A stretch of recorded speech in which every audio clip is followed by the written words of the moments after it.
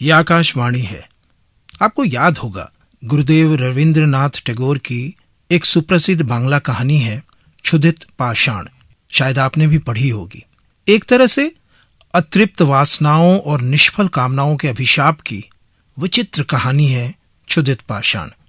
जिस कौशल से इस कहानी के कथानक को टैगोर सजीवता देते हैं, वो उनकी अद्भुत कल्पनाशीलता का परिचय है। सन 1960 में इस पर एक फिल्म भी बनी थी। आज हम आपको इसी कहानी पर तैयार किए गए बांग्ला नाटक का हिंदी नाट्य रूपांतर सुनवाने जा रहे हैं। शीर्षक है प्यासे पत्थर। बांग्ला रेडियो नाट्य रूपांतर एस गुप्ता ने किया है और हिंदी अनुवाद किया है प्रसिद्ध साहित्यकार रघुवीर सहाय ने। तो लीजिए सुनिए गुरुदेव रविंद्रनाथ टैगोर की सुप्रसिद्ध बांग्ला कहानी क्षुधित पाषाण पर तैयार किए गए बांग्ला नाटक का हिंदी नाट्य रूपांतर प्यासे पत्थर।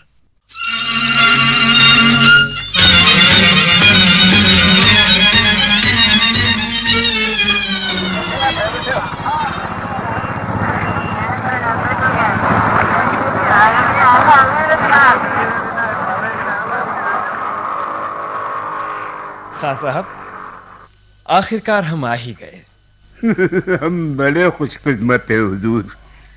बहुत उम्दा जगह है, निहायत ही उम्दा।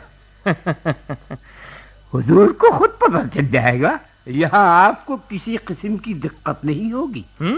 हुजूर को खुद पता चल जाएगा। खबरदार, सब झूठ है। ये क्या है? ये मेहरनी है, पागल। अच्छा तो फिर हुजूर कतई जिक्र न कीजिए। इसी चुंगी दफ्तर में रुई की गांठें गिनते गिनते बाल सफेद हो गए। कलेक्टर पर कलेक्टर आए गए। आपकी दुआ से किसी ने एक लफ्ज अपने मुंह से नहीं कहा। आप तो अभी माशाअल्लाह नौजवान है। हाँ साहब, आप कैसी बातें करते हैं। हम बुजुर्गों की बात न सुनेंगे तो कहाँ जाएंगे। आजकल यहाँ रुई का बाजार को छोड़िए, मकान की बात कीजिए। मकान किस मतलब से हुजूर? मेरे ठहरने के लिए। वो तो तय है। इस दफ्तर के बगल वाले 3 कमरे। माफ कीजिए खां साहब, दफ्तर के बगल वाले कमरों में ठहरने का इंतजाम कुछ समझ में नहीं आता। अव्वल इंतजाम है हुजूर, गुसल खाना, बावर्ची खाना। नो, इनमें मुझे कोई दिलचस्पी नहीं। मैं यहाँ इस शोरगुल में बिल्कुल नहीं रह सकता। दिमाग खराब हो जाएगा मेरा, और मेरे साथ एक दोस्त का भी। ऊपर से वो कवि हैं। मैं उन्हें इस भीड़ भड़के में ठहरा कर नाराज नहीं करना चाहता। अब तो आपने बड़ी मुश्किल में डाल दिया। मुश्किल क्या है? भड़ोस तो आप ही से सुना है कि बहुत उम्दा जगह है। यहाँ ठहरने का कोई साफ सुथरा घर नहीं मिल सकता। खबरदार, मुश्किल है हुजूर। मुश्किल नहीं है, रहने दो। मैंने अपना मकान खुद ढूंढ लिया है। कहाँ हुजूर? वो सामने पहाड़ के नीचे नदी के किनारे, वो जो सफेद पत्थर की इमारत है ना? नहीं, है ना? नहीं, उसमें 1-2 कमरे खाली नहीं मिल जाएंगे? नहीं, वहां नहीं। क्यों? किसका मकान है वो? उसे आप मकान कहते हैं? चलिए, महल सही, मगर है किसका? शाह महमूद दोयम का। भाई, शाह महमूद साहब ने कोठी तो बहुत उम्दा बनवाई है, तारीफ करनी पड़ेगी। अगर उनसे कहा जाए तो क्या एक कोना भी 3 दिन के लिए किराए पर ना देंगे? उन्हें आप पावेंगे कहाँ हुजूर? अच्छा, यहाँ नहीं रहते? वो इस दुनिया में ही नहीं हो। हम तो उनके लड़के तो होंगे? कोई नहीं है। उस महल में चिड़िया का पूत भी नहीं है। तब फिर क्या मुश्किल है खां साहब, मैं ही उसे आबाद किए देता हूं। आप हमारा इंतजाम कर दीजिए। हुजूर, क्या बात है? जल्दी खत्म कीजिए। मुझे लगता है जैसे वो महल मुझे बुला रहा है। हुजूर, क्या हुआ खां साहब? कुछ नहीं, आप वहां न जाइए। आपको उस महल के बारे में कुछ मालूम नहीं। तो आप ही बताइए ना, मगर जल्दी। 250 बरस पहले की बात है। शाह महमूद को ये जगह पसंद आई और उन्होंने अपने ऐश व आराम के लिए महल बनवाया। पीछे अरावली पहाड़, नीचे सामने शुस्ता नदी, महल से 150 सीढ़ियों का एक जीना नदी तक उतरता है। मुझे शाह महमूद के बारे में कुछ नहीं पता, मगर उनका महल देखकर मैं उनकी पसंद की तारीफ किए बिना नहीं रह सकता। हुजूर, एक दिन था जब इसी महल के बागीचों में बसरे के लाखों गुलाब खिला करते थे और उसके कमरों में उन्हीं गुलाबों की तरह खिली हुई ईरानी परियां रंगरेलियां करती थी। हम्माम में फव्वारों से गुलाब जल और केवड़ा झरता था और उसके हौज में गोरे गोरे पैर लटकाकर बैठी हुई लंबे लंबे बालों वाली बांदिया सितार लेकर अंगूरों के देश की गज़लें गाती थी। और अब वहां क्या रखा है? अब न हम्माम है, न वो फव्वारे हैं, न वो गज़लें हैं, और न संगमरमर पर गोरे गोरे पैरों की पायलों की झनकार है। क्यों खां साहब, आप कुछ शायरी से भी शौक फरमाते हैं? ये नहीं, कहाँ रुई की चुंगी के दफ्तर में काम करने वाला मुंशी और कहाँ शायरी। तब 250 वर्ष पहले की बातें आपको कैसे पता? मैंने आंखों देखी बताई है। आंखों देखी? खां साहब, आपकी उम्र क्या होगी?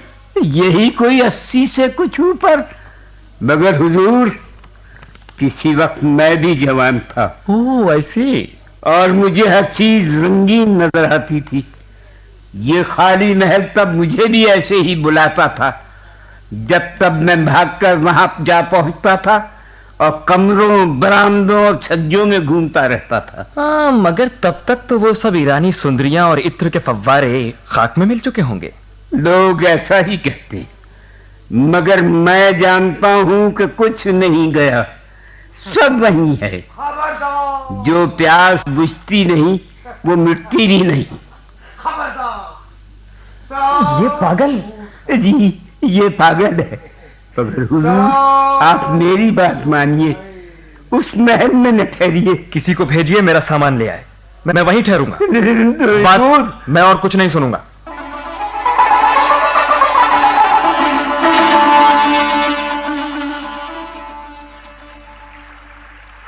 भाई विभोर, इस महल में रहकर भी आखिर भूख तो लगती ही है। क्या मतलब? धन्य हो, मैं तो समझता था कि कवि जी को नदी का ये कलकल, उजली उजली सीढ़ियों की ये दीवार और डूबते हुए सूरज की ललचौर झलक ही काफी होगी। लगता है बीते वैभव के इस अवशेष ने आपको मुगलिया खानों की ज्यादा याद दिलाई है और नई फूली हुई लताओं जैसी ईरानी सुंदरियों की कम। यह बात तो नहीं विभोर, अतृप्त कामना का विद्रोह मुझ में भी होता है। मनुष्य की साथ कितनी विराट है भाई, कभी पूरी नहीं होती। इस विशाल ऐश्वर्य भवन में कितना आमोद, कितना परिहास, आदर, सत्कार और अभिसार हो चुका होगा, कोई बता सकता है? मेरी कल्पना तो झूठी पड़ जाती है। और आज ये संगमरमर की अट्टालिका विधवा की भांति जैसे सादे कपड़े पहने हुए चुपचाप पड़ी है। न इसका मालिक बचा है, न उस मालिक की वासना को शांत करने वाले उसके असंख्य गुलाम, नवयुवतियों और कुमारियों का तो पता मिलता है। भला सोचो तो, 250 वर्ष पहले की बात, और करीम खान ने कैसे अधिकार से सुनाई थी। वो भी तुम्हारा ही साथी है कवि। वो सठिया गया है। और मेहर अली, वो भी तो एक पागल है यहाँ। और इस तरह कुल मिलाकर 3। करीम खान मुझसे कहता था मेहर अली इस महल में 3 रात रहा और पागल हो गया। अच्छा। निसंदेह वैसा सौंदर्य मैंने पत्थर में कहीं नहीं देखा। ये नीचे दौड़ी हुई सीढ़ियां जिसके चरणों में नदी समर्पित होकर पड़ी हुई है, ये चौड़े चौड़े छज्जे, ये मेहराबे जिनके पार कभी कोई जाने नहीं दिया जाता होगा सिवाय अंतःपुर के ख्वाजा सराओं के। और ये हवा भी कैसी बह रही है जैसे पिए हुए हो। मुझे तुम कवि, सुनो, सुना कुछ? नहीं तो क्या सुनने को कह रहे हो? अभी अभी न जाने कितनी सुंदरियों की एक भीड़ मेरे पास से होकर नीचे की तरफ गई है। तुमने उनका खिलखिलाना नहीं सुना? सुनो भाई, मुझे तो केवल नदी का कलकल ही सुनाई दे रहा है, और कुछ नहीं। कुछ नहीं? वो देखो, अब वो नदी में उतर गई। एक दूसरे पर हाथों से पानी उछालती हुई वे तैर रही हैं।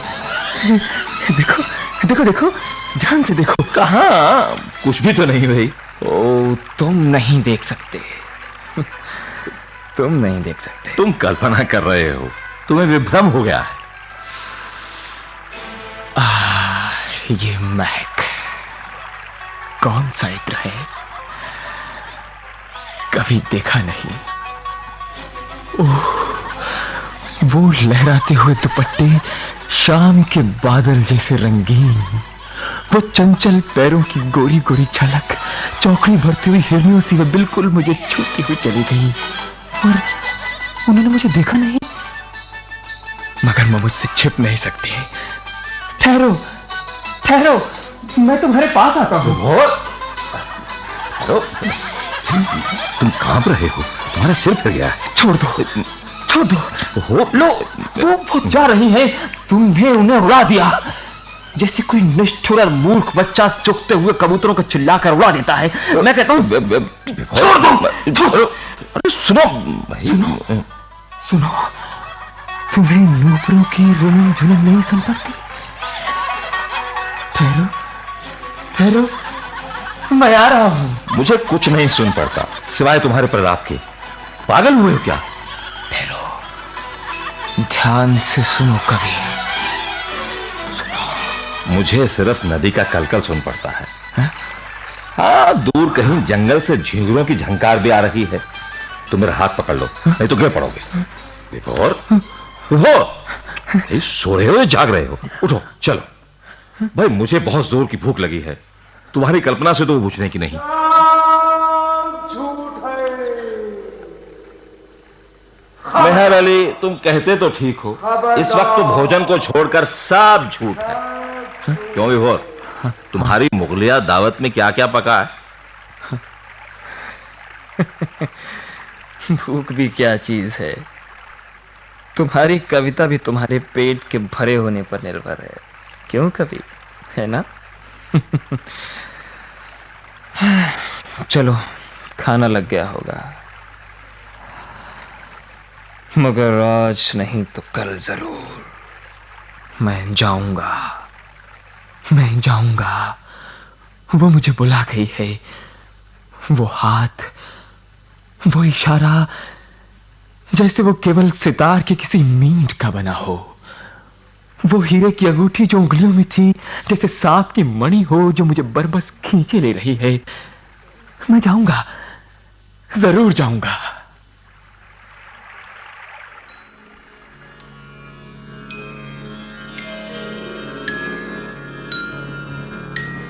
यही वो कमरा है जहां उसने मिलने के लिए कहा था।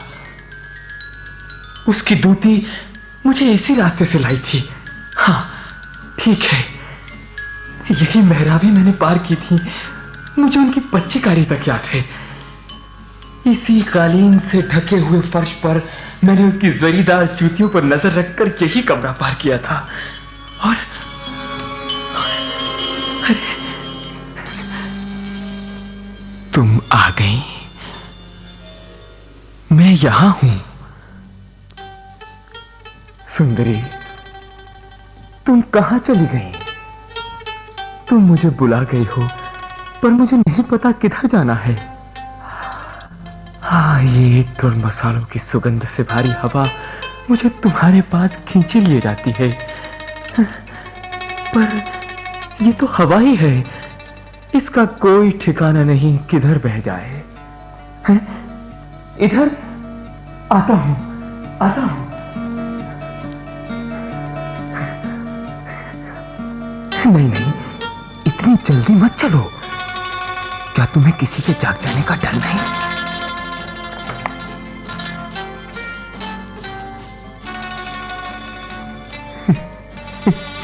चलो, मैं तुम्हारे साथ कहीं भी चल सकता हूं।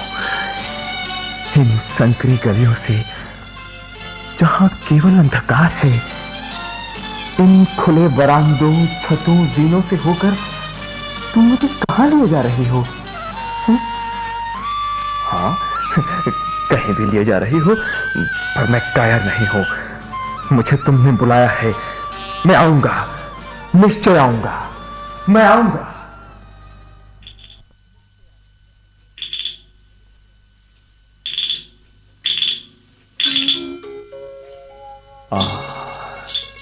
कितना रूप, कितना ऐश्वर्य, और मैं इस अंतःपुर में बिना आज्ञा, बिना अनुमति के आ खड़ा हूं। तुम्हारा शरीर, तुम्हारे यौवन की उद्दाम अभिलाषा, तुम्हारा तन मन सब बंदी है। मेरी सुंदरी, खुली तलवार लेकर जो तुम्हारे द्वार पर पहरा देते हैं, वे तुम्हारी व्यथा को नहीं जानते। तुमने जिस दीर्घ प्रतीक्षा में अपने दिन काटे हैं, उसे इतिहास के शुष्क वृतांत नहीं नाप सकते। 250 वर्ष काल के लिए एक क्षुद्र निमिष भर है,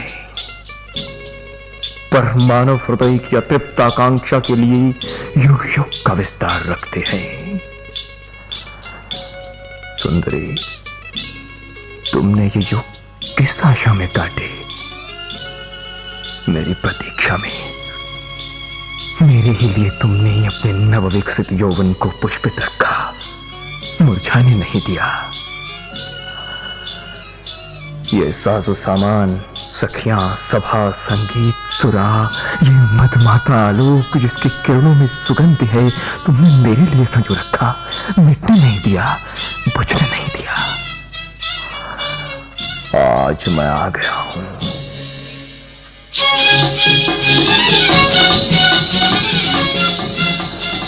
अतीत की ओर अशेष ज्वाला, तूने मुझे खींचकर बुला लिया है, मेरे पंखों को झुलस दे कि मैं फिर लौट न सकूं।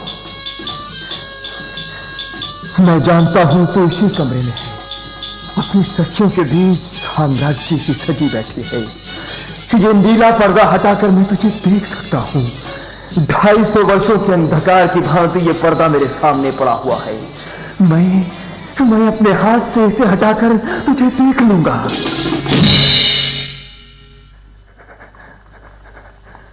सुंदरी, ये क्या हुआ? ये कैसा अंधकार है? मैं कहां हूं कवि? तुम कहां हो? ये कैसा अंधकार है? झूठ है, सब झूठ है, सब झूठ है। नहीं, झूठ नहीं है, ये सब सच है, कुछ भी झूठ नहीं है। जो मैं देखता हूं ये सब सच है, सब सच है।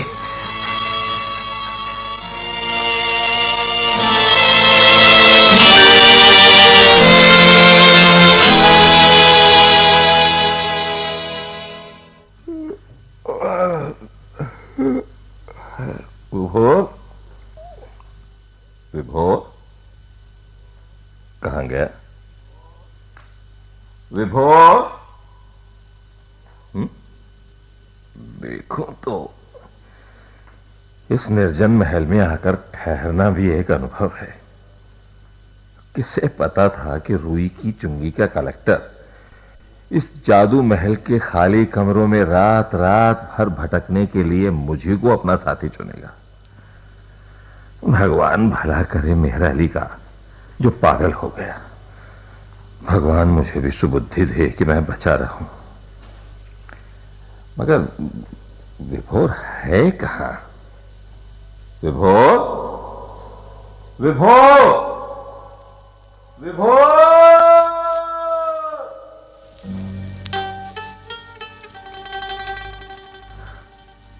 तुम आ गई। मैं तो बराबर तुम्हारे साथ रहती हूँ। वो तो मैं जानता हूँ सुंदरी। तब फिर क्यों पूछते हो? मैं पूछ रहा था कि अब तुम सदा के लिए मेरे पास आ गई हो? नहीं, अभी नहीं, अभी समय नहीं आया है। पाषाणी, तुम पाषाणों में रहती हो इसी से इतनी निष्ठुर हो, या इतनी निष्ठुर हो इसी से पाषाणों में रहती हो? तुम भी विचार में पड़ गए। हर पुरुष की बुद्धि। मैं नहीं जानता तुम कौन हो, यही जानता हूं कि पिछली 2 रातों से तुम मुझे जादू की तरह देखती हो और छिप जाती हो, मुझे बुलाती हो और मैं खिंचा चला आता हूं। आओ, पास आओ। यहां से तो मैं तुम तक नहीं पहुंच सकती। कहां से? तुम कहां हो? बताओ तो जाने। तुम मेरे सामने हो। नहीं। तुम मेरे दाएं हाथ हो। नहीं। फिर कहां हो? हैं? क्या तुम चली गई? नहीं। नहीं। फिर तुम कहां हो? क्यों नहीं आ सकती? क्या तुम इस महल के किसी तहखाने में बंद हो? किसी ध्वंस कब्र के अंदर तुम छिपी हो? रोती क्यों हो? रोती क्यों हो? रो नहीं। तुम मुझे यहाँ से छुड़ा ले जाओ। मैं तुम्हें ले जाऊंगा। हाँ, मगर कैसे? इस माया, इस नींद, इस स्वप्न के द्वार तुम खोलकर मुझे मुक्त कर दो। परंतु मैं कैसे ये करूं? अपने पौरुष से। इस धूमिल मादक स्वप्न की माया में मेरा पौरुष शिथिल हो गया है सुंदरी। फिर भी मैं जाना चाहती हूँ। मुझे छुड़ाओ, मुझे यहाँ से ले चलो। तुम मुझे घोड़े पर बिठाकर जंगलों को चीरकर, पहाड़ियों को लांघकर, नदियों को तैरकर उजाले के लोक में ले चलो, ले चलो। यहाँ के भारी धुएं जैसे अंधेरे में मेरा दम घुटता है। मैं यहाँ की नहीं हूँ, यहाँ नहीं रह सकती, नहीं रह सकती। तुम कौन हो? कहां से आई थी? खरीदी हुई दासी का भी कोई परिचय होता है? मुझे ना अपने पिता का ज्ञान है, ना अपनी माँ की याद। राजपुरी के बाजार में एक निर्मम बदवीन मुझे किसी के साथ बेच गया। वो कौन था? वो भी कोई गुलाम था। उसने तुम्हें शाह की नजर कर दिया। तुम्हारे उठते हुए यौवन, सलज्ज नयन और संकोच भरे शरीर को वो कुछ स्वर्ण के बदले बर्बर वासना के हाथों अपमानित होने के लिए यहां छोड़ गया। हाँ, वरना फारस की लड़की इस अंतःपुर में कैसे आती? अंतःपुर में क्या हुआ? वो मैं किसी के सामने नहीं कह सकती। क्यों? क्या उसमें केवल लज्जा की ही बात है? आनंद की, उपभोग की, ऐश्वर्य की कुछ भी नहीं? संगीत, सुरभि, सुरा और हाथ में लपलपाती हुई कटार, विष बुझी आग्नेय आंखों की आज्ञा भी। इतना ऐश्वर्य और इतना अपमान, ऐसा कठोर बंधन। लेकिन ये बंधन उससे भी कठोर है जिसमें मैं अब हूं। मुझे छुड़ाओ, मुझे यहाँ से छुड़ा ले चलो। ले चलूंगा, अवश्य ले चलूंगा। मैं तुम्हें इस अस्पष्ट अंधकार और इस धूमिल स्वप्न माया के पार वायु वेग के घोड़ों पर बिठाकर अपने हृदय से सिमटाकर निकाल ले जाऊंगा। तो फिर आओ। आता हूं, पर तुम कहां हो? तुम्हें मैं इस अंधी अंधेरे कब्र में कैसे खोजूं? तुम कहां हो कहां? तुमने भी मुझे निराश कर दिया। मेरा मन तुम्हारे पास आने के लिए तड़पता है। मैं तुम्हें छुड़ा ले जाना चाहता हूँ, अपने हृदय में रखकर तुम्हें नया जीवन देना चाहता हूँ। परंतु तुम हो कहां मेरी सुंदरी? माया, तुम कहां हो? तुमने भी मुझे धोखा दिया। नहीं, तुम भी औरों की तरह आए और औरों की तरह चले जा रहे हो। मैं तुम्हारे लिए अपना सब कुछ समर्पित करने के लिए तैयार हूँ, फिर भी तुम रोती हो। पुरुष का समर्पण मुझे नहीं चाहिए, मैं उसे खूब जानती हूँ। फिर तुम क्या चाहती हो? मैं एक ऐसा पुरुष चाहती हूँ जो सब बाधाएं, सब विघ्न मिटाकर अपने असीम साहस से मुझे इस पाषाण कारागार से मुक्ति दिला सके। क्या वो मेरे जैसा सामान्य पुरुष नहीं है जिसे तुम चाहती हो?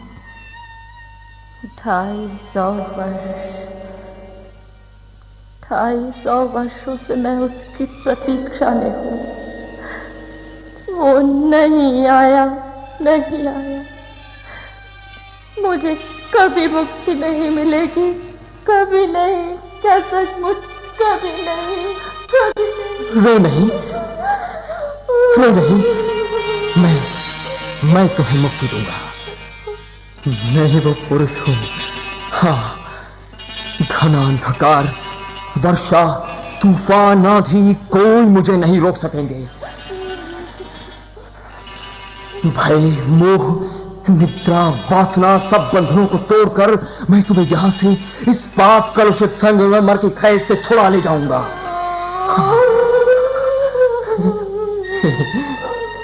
आओ, मेरे पास आओ। रो नहीं। तुम कहां हो? अपनी कब्र से निकलकर तुम मेरे सामने आओ। नहीं, इतनी जोर से आर्तनाद क्यों कर उठी? तुम्हारा ये चीत्कार मेरे पौरुष को छेड़ता है। तुम मुक्ति पाओगी। केवल मेरे सामने आ जाओ। आओ, आ जाओ। तुम्हारे नूपुरों की रुंझुन सुनता हूं। तुम आ रही हो। आओ। सुंदरी, तुम कहाँ हो? सुंदरी, खबरदार। सुंदरी, कहाँ हो तुम?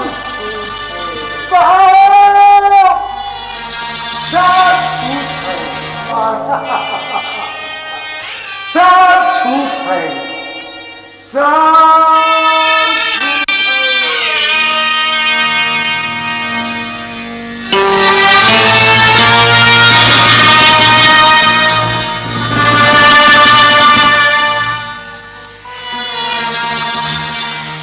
प्यास से पत्थर। अभी आप गुरुदेव रविंद्रनाथ टैगोर की सुप्रसिद्ध बांग्ला कहानी क्षुधित पाषाण पर तैयार किए गए बांग्ला नाटक का हिंदी नाट्य रूपांतर सुन रहे थे। बांग्ला रेडियो नाट्य रूपांतर एस गुप्ता ने किया था और हिंदी अनुवाद किया था प्रसिद्ध साहित्यकार रघुवीर सहाय ने। नाटक के निर्देशक थे दीनानाथ और प्रस्तुतिकरण सहायक थे सुदर्शन कुमार और कृष्ण कुमार नरूला। भाग लेने वाले कलाकार थे नीरज शर्मा, गुलशन कपूर, आर.एच. चिश्ती, राजेश्वर नाथ और सुचित्रा गुप्ता।